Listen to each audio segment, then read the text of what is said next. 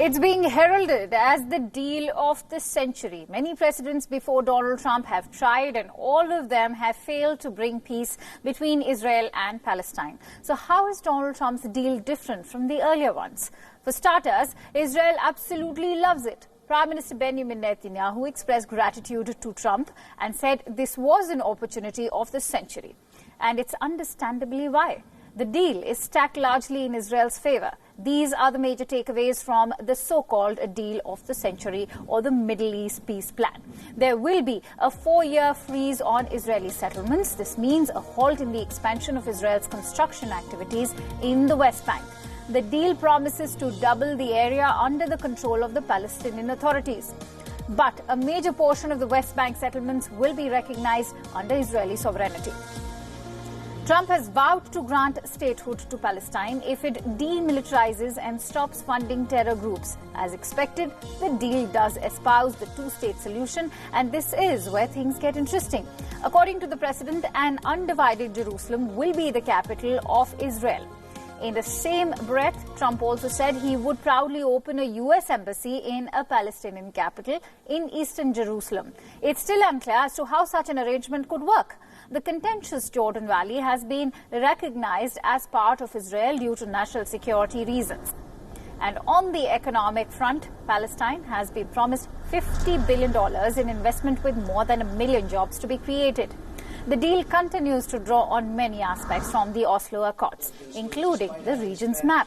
The architect of the plan, Jared Kushner, has said that the different parts of Palestine will be linked using tunnels, over bridges and huge highways. Both Kushner and Trump called this deal a last chance for peace in the region. Next is an executive order minimizing... Listen in to what both Donald Trump and Benjamin Netanyahu had to say after the unveiling of the West Asia peace plan. I want this deal to be a great deal for the Palestinians. It has to be. Today's agreement is a historic opportunity for the Palestinians to finally achieve an independent state of their very own. After 70 years of little progress, this could be the last opportunity they will ever have, and last for a lot of reasons. We'll never have a team like we have right now. For too long, far too long, the very heart of the land of Israel, where our patriarchs prayed, our prophets preached, and our kings ruled, has been outrageously branded as illegally occupied territory. Well, today, Mr. President, you are puncturing this big lie. The major stakeholder in the deal, Palestine, have outrightly rejected it. Palestinian President Mahmoud Abbas called it the slap of the century. استمعنا قبل قليل الآن بعد أن سمعنا هذا الكلام الهراء من البداية إلى النهاية نقول 1000 مرة لا لا لا لصفقة العرش. استمعنا قبل قليل إلى الرئيس ترامب ورئيس وزراء إسرائيل نتنياهو يتحدثان عن صفعة العصر. هذه الصفعة التي سنعيدها صفعات إن شاء الله وفي المستقبل. ولم نجد شيئا جديدا يضاف إلى ما سمعناه قبل سنتين.